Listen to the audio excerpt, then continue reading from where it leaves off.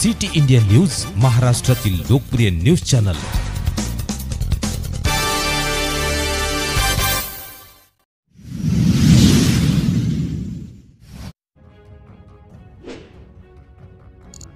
Chemical tanker पलटी होऊन मोठा अपघात, सुदैवाने जीवितहानी टळली। दिनांक 29 मे 2025 रोजी कळमेश्वर MIDC बायपास रोडवर दिनांक 29 मे रोजी सकाळच्या सुमारास एक केमिकल टँकर गाडी क्रमांक RJ09 JE 6063 पलटी होऊन मोठा अपघात झाला। सदर टँकर सावनेर बायपास मार्गावरून जात असताना वाहनावरील नियंत्रण सुटल्यामुळे हा अपघात घडल्याची प्राथमिक माहिती आहे। सुदैवाने अपघातात कोणती मोठी जीवितहानी झाली नाही। वाहन चालक किरकोळ जखमी असून त्याला तातडीने वैद्यकीय मदतीसाठी हलवण्यात आले आहे।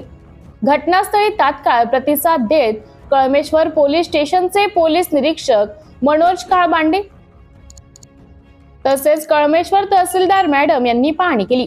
यावेळी नेहमीप्रमाणे सामाजिक कार्यकर्ते मंगेशजी गमे हे देखील घटनास्थळी उपस्थित होते आणि मदत कार्यात सक्रिय सहभाग घेतला। या दुर्घटनेत मेटलॉक कंपनीच्या काही कर्मचाऱ्यांनीही मदतीचा हात पुढे करत अपघातग्रस्त वाहन आणि जखमी चालकांसाठी तात्काळ मदत केली।